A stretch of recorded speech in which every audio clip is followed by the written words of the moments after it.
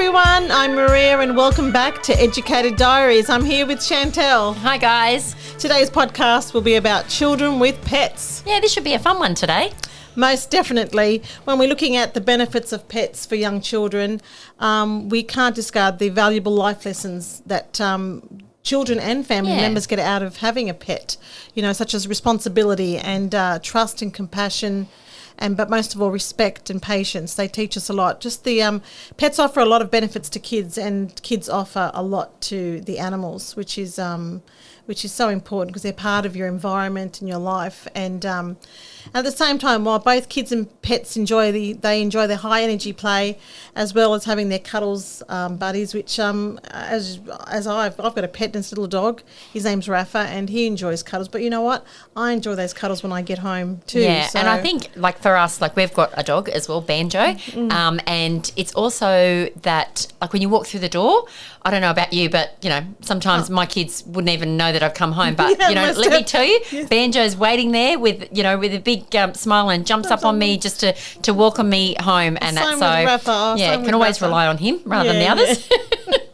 Yeah, that couldn't care. It didn't care, Mum's through the door, but your dog, just that look on their face just makes your day. So imagine how a child feels when they come home and like you said, that sense of family security and things like that. So there's so many benefits for children having a pet. It doesn't have to be a dog, and that we've both got dogs, but that's okay. It doesn't have to be a dog. There's so many animals, creatures or whatever out there that children can have as pets as part of your family as well. So, but like you said, you touched on a little bit before about empathy and compassion and like a sense of responsibility, for that child or for the family as well. So, and you know, even like that social development, like they're promoting interaction with like children in the home, like in the park community. If you take your dog for a walk, you generally have a bit of a hey from someone else that's walking their dog as well. So it's like a magnet. You sort of see them across the path, and you think, there's another person with a dog, or other animals. I just which we'll talk about later. Yeah, but the most important thing is choosing that appropriate pet for your child. That's the crucial part that before you dive in spending lots of money and because like we were saying, it's really important to get like the right pet and that. So I was lucky that I did an interview with Nicola Clark from the Animal Welfare League, just in regards to adopting pets through shelters, because we know that these shelters are in crisis at the moment, that they're so overflowing with animals. But first of all, she was saying that obviously, everyone knows they've got cats and they've got dogs, but you can also adopt like rabbits, guinea pigs, ducks, chickens. They actually also have a livestock part where you can adopt horses and sheep and goats as well. So like I said, it's just not your stock standard animals that you'll find at the shelter.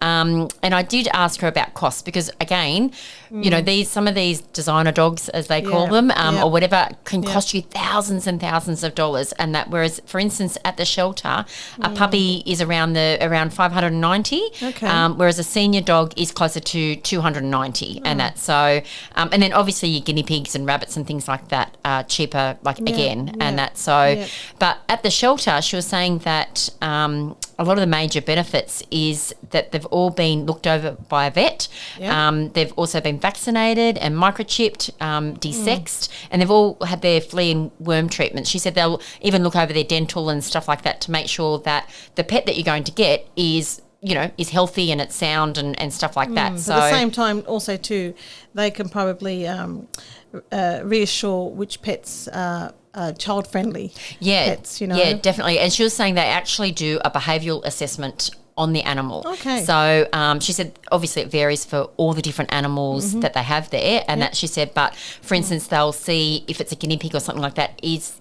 the animal happy to be handled? She goes, because that's a lot of the time that's what these children want to do. They want to hold the pets and stuff like that.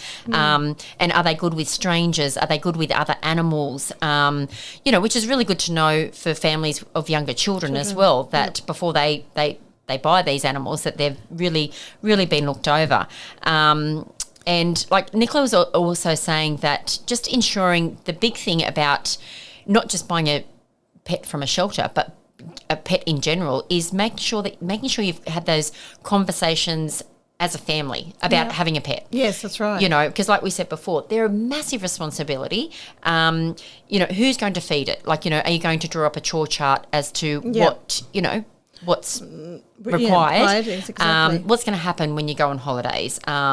What's, you know, pet insurance, or how long are you going to look after that pet for? Because I don't know about you, but my banjo's going on 16 years. So, you know, some of these animals, you've got to be there for the long haul, you know. So oh, most definitely. It's sort of, you know, it's heartbreaking when you said some of these dogs in these shelters that have either been given away or they're just dumped, abandoned, which is really sad. Yeah, because people have just had enough of, you know, playing pets or whatever, and that. So she was even saying, obviously, think about your family situation. So if you don't think you can commit to an animal for a long period of time, look at an animal that has a shorter lifespan. You know, like maybe a rabbit or a guinea pig that, you know, is going to.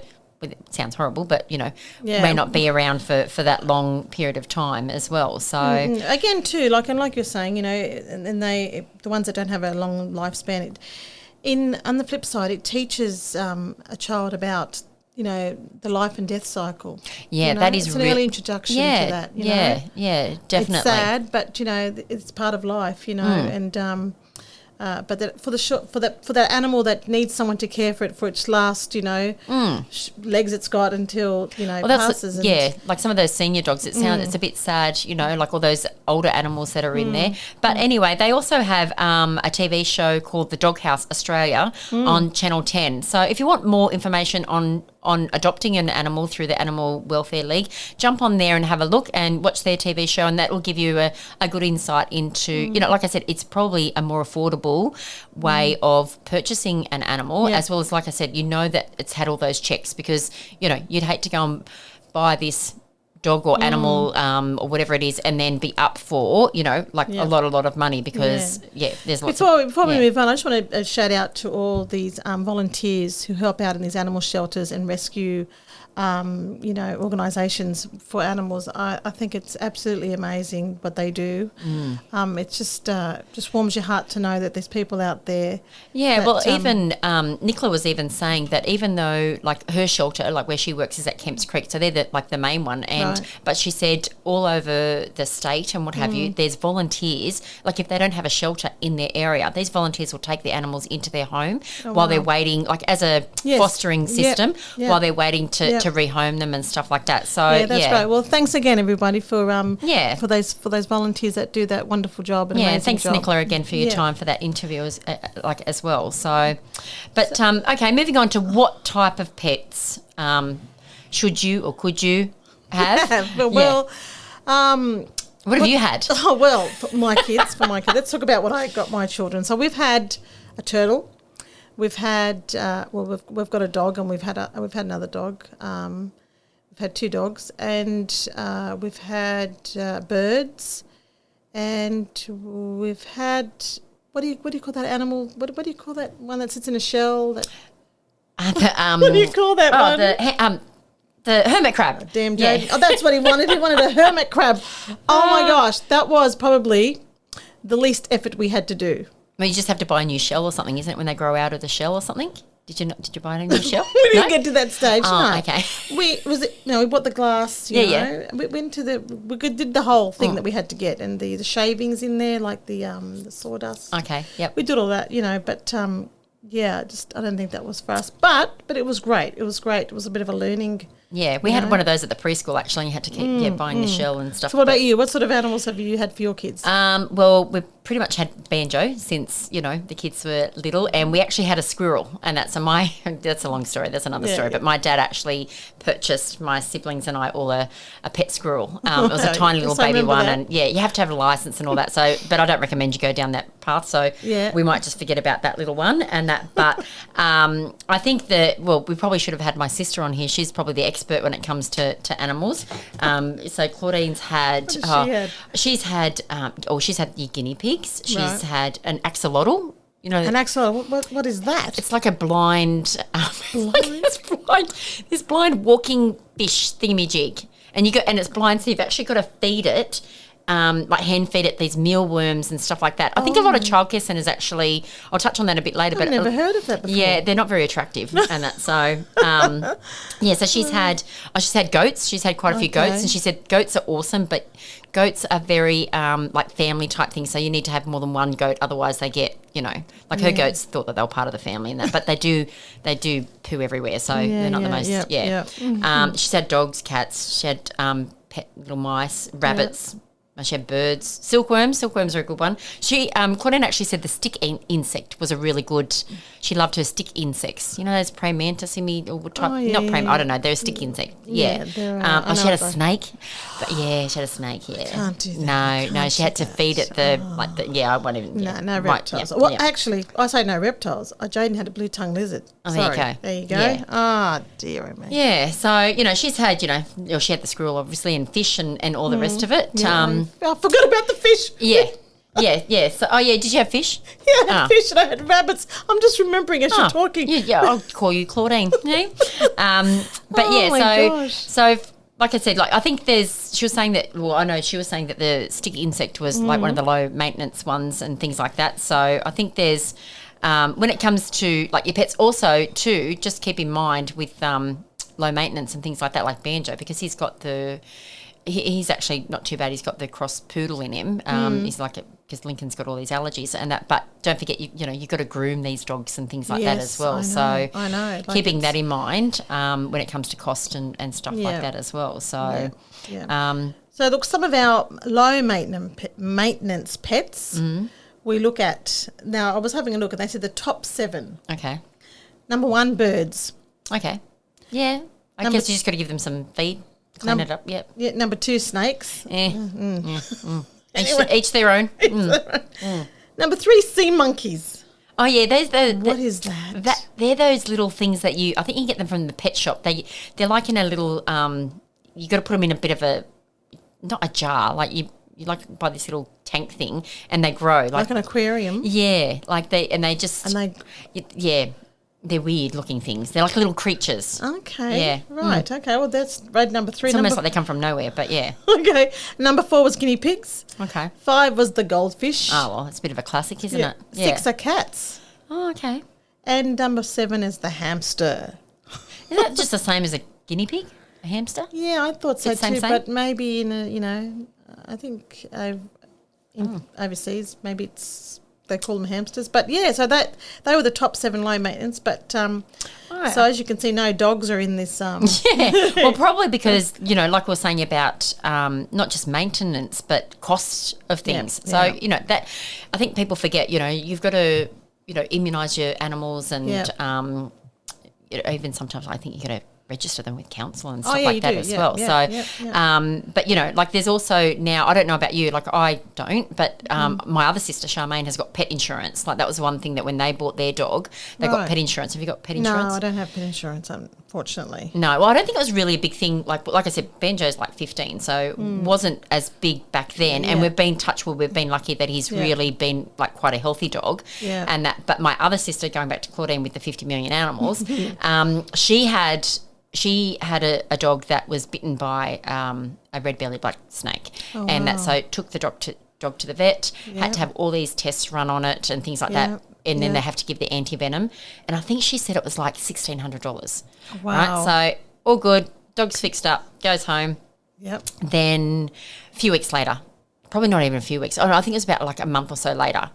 Dog gets bitten again. Oh my God! Yeah, back to from the same. What from the? No, just a different snake because they live on property, so it's Right. So another So and this dog would always go for the snakes, obviously. $1,600 again. Yep. And then 2 weeks later, I think it was, the vet rings to see how the dog's doing, and the dog had been hit by a car out the front. No, that's not funny. I know, but I'm just saying if she had. That's not funny, and that's just, oh my gosh. We're talking about the same dog here. The same dog. The same dog. Bitten, got home, bitten. Yeah. It's just, when your time's up. Time's up. That's just so sad. Yep. That's sad. Yeah. But. God bless Scrum. Anyway. So. Oh my gosh. Not funny, but funny. Like, unlucky. Unlucky, but at the same But I'm saying if she had pet insurance, she wouldn't have been up for all that money. But she should do an ad for pet insurance. Yeah, she should have. Geez, my goodness me. Oh, my gosh. Yeah.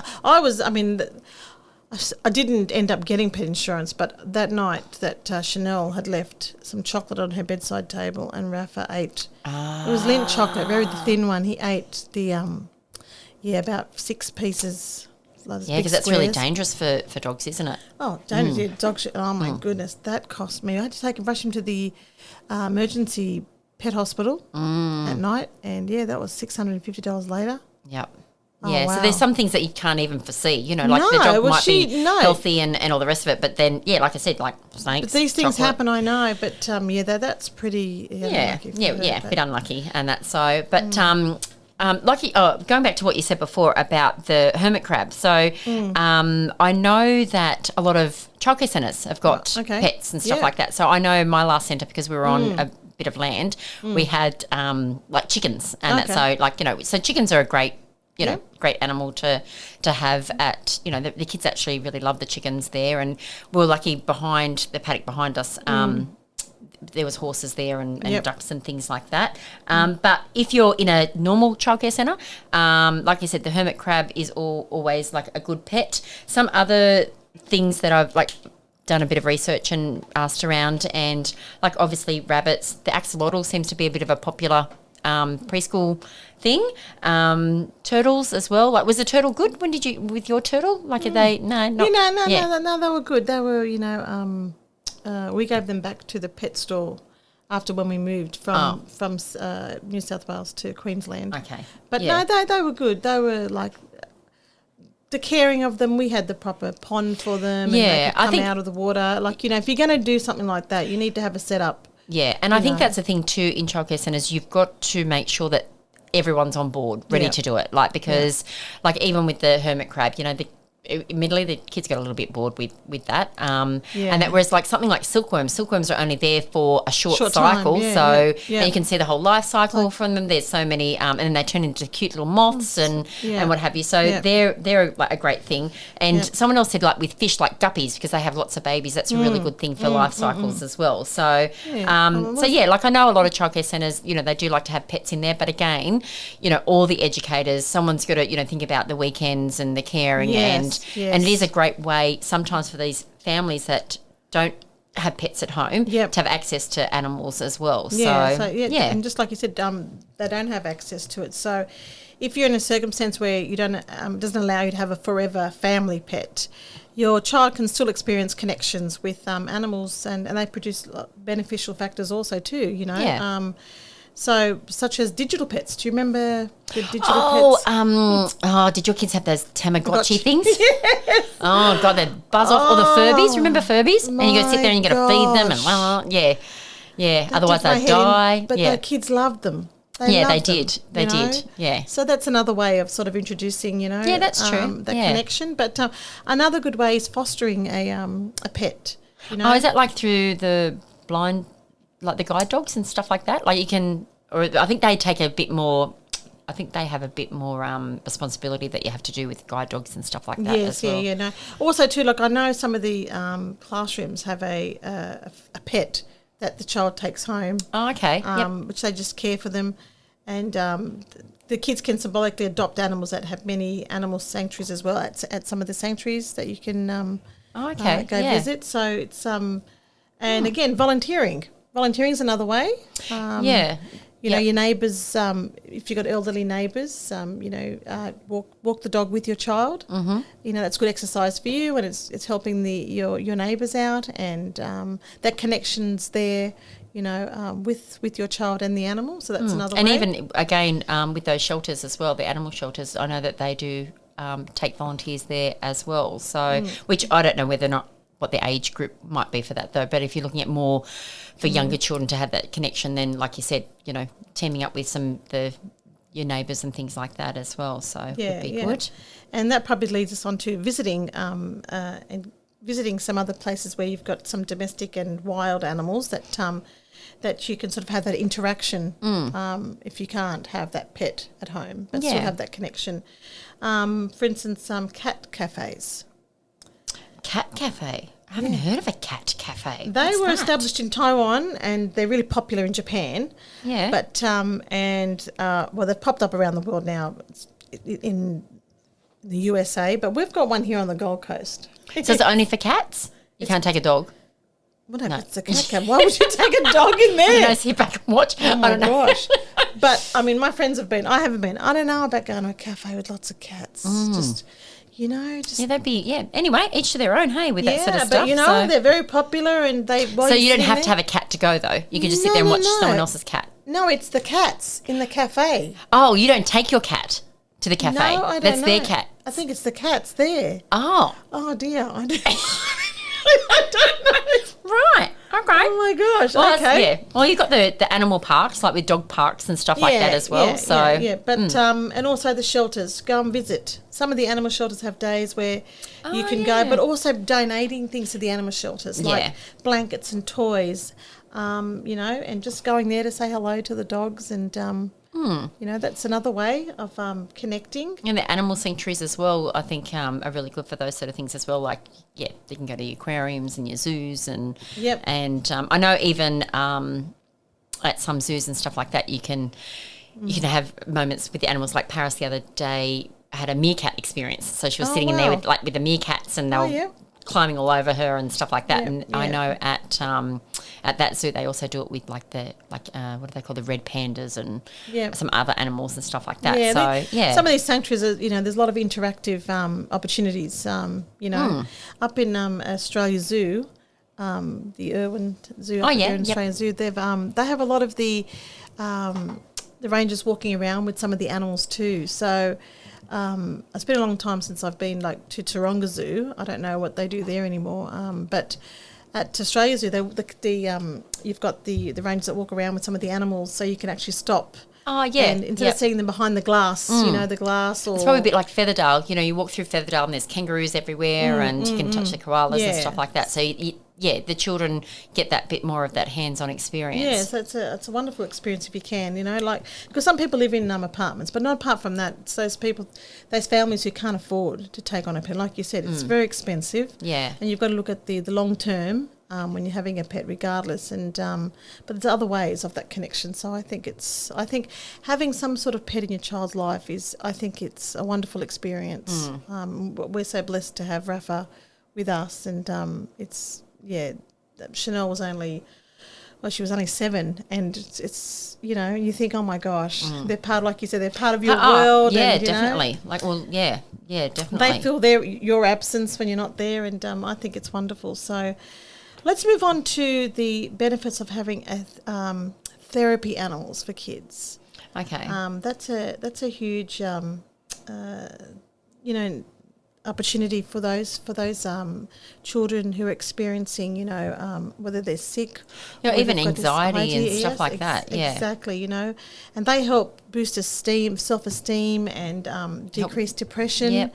In adolescents also too. You know, animals just have a way of just connecting. You know, it's like, you know, recently when I've broken my foot, not my leg.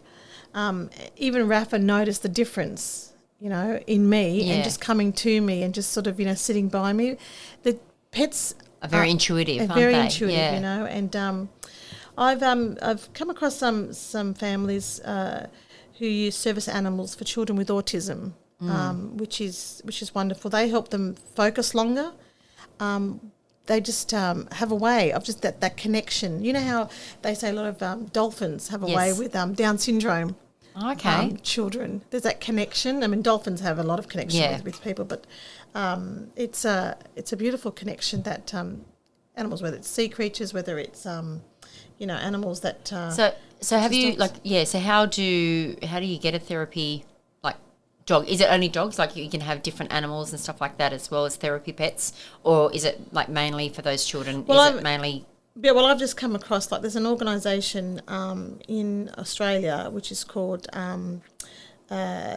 what is it called? Assistant Dogs Australia. Okay. Yep. And they organise, and you just give them a call and speak to them if your child's got a disability as such, and they can organise, or mental health, you condition. They can help you with an assistant dog which is assisted therapy dog, to help you along, that pathway of sort of, regardless of what the disability is, to make that connection. I'm not really sure if there's other animals that have you come across any other animals as therapy? No, but I guess like we were saying, like depending on the child's like needs and stuff like that, then parents could probably a lot of the parents know their children very well, so they know whether or not like the bird, the feathers and things like that may not suit. Like if they have a bird, or that might be quite soothing to see a fish in a bowl or something like that, just watching the fish and stuff. So, well, some of the healing companion animals that they use as therapies also that I've just I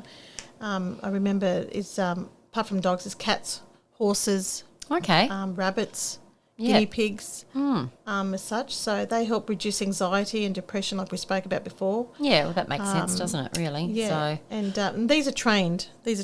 Animals, to be receptive to those sort of needs, which is great. And again, shout out to those wonderful people that take the time to do this training with these animals to help. Well, I know when Paris was in hospital having an operation that they brought the therapy dogs around it was beautiful, and that's because she couldn't get out of bed and stuff like that, so it was really nice. Really appreciative. So look, and there's a therapy called equine assisted therapy, and they use horses to do this therapy, and it actually is a magnificent sort of way, and it's not just for children with disabilities, but also children who are experiencing anxiety or loss or something like that as well. Yeah, the horses have this connection with the person that's working with them.